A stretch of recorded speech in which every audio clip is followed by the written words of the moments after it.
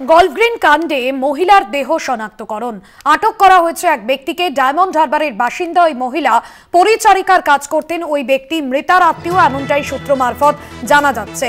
আপনাদের জানিয়ে রাখবো, বাকি দেহাংশ কোথায় তা জানতে মরিয়া ইতিমধ্যেই কলকাতার পুলিশের গোয়েন্দা বিভাগ এই ঘটনার তদন্ত শুরু করেছে।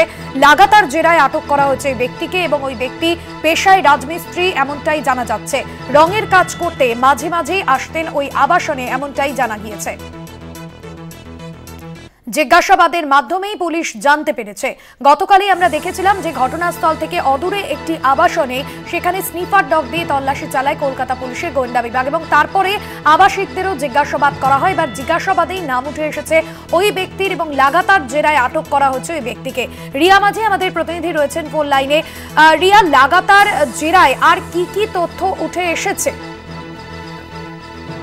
দেখো, তোমায় জানিয়ে রাখবো যে ইতিমধ্যেই যে তথ্য পাওয়া যাচ্ছে, অর্থাৎ গতকাল প্রথমে এই কাটা মুন্ডু পাওয়া গিয়েছিল, সেই যে স্পট থেকে 600 মিটার দূরে একটি আবাসনে, একটি অ্যাপার্টমেন্টে পুলিশ কুকুর সেখান থেকে সেই অ্যাপার্টমেন্টে ঢোকে এবং তারপর থেকেই কিন্তু সেই অ্যাপার্টমেন্ট ঘিরে একাধিক রহস্য জানা বেঁধেছে এবং ওই অ্যাপার্টমেন্টের সূত্র ধরেই কিন্তু আটক করা হয়েছে একজন ব্যক্তিকে। সেই ব্যক্তিকে যখন আটক করা হয় তখন সেই ব্যক্তিকে দেখে ওখানকার স্থানীয় বাসিন্দারা চিনতে পারে এবং তারা বলে যে রঙের কাজের জন্য সেই ব্যক্তি ওই ফ্ল্যাটের, ওই অ্যাপার্টমেন্টের মাঝের মধ্যেই ওই অ্যাপার্টমেন্টের বিভিন্ন যে হাউস রয়েছে সেখানে সেই ব্যক্তি আসছেন। একই সঙ্গে এই যে মহিলা যার কাটামুন্ডু পাওয়া গিয়েছিল সেই মহিলাকে শনাক্ত করা যায় এবং শনাক্ত করার পরেই কিন্তু এই ব্যক্তির সঙ্গে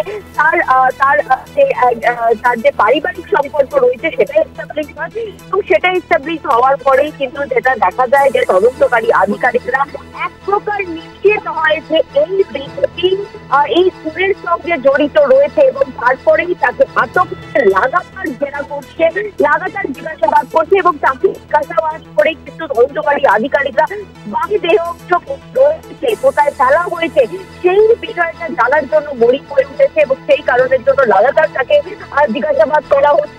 যদি প্রয়োজন হয় তাকে নিয়ে বেরোনো হবে এবং তাকে নিয়ে বেরিয়ে তদন্তকারী আধিকারিকরা বিভিন্ন জায়গায় তারা খতিয়ে দেখবেন যেই নাম বা যেই জায়গার কথা বলবে সেই ব্যক্তি, তবে সেই ব্যক্তি একাধিক সঙ্গে জড়িত নাকি একাধিক সেই বিষয় খতিয়ে দেখা হচ্ছে। অন্যদিকে এটাও দেখা হচ্ছে যে খুন কলকাতাতেই হয়েছিল কিনা নাকি বাইরে থেকে খুন করে এনে দেহ আলাদা আলাদা করে কুচি কুচি করে কেটে অন্য অন্য জায়গায় দেওয়া হয়েছে। একদম এক কথায় বলতে গেলে বাংলাদেশের যে এমপি মার্ডার, যেখানে দেখা গিয়েছিল যে কলকাতায় সেই এমপির বডি একদম খন্ড করে কাটা হয়েছিল, কেটে বিভিন্ন জায়গায় ফেলা হয়েছিল, সেই প্যাটার্নই এই খুন করা হয়েছে বলে মনে করছে তদন্তকারী আধিকারিকরা।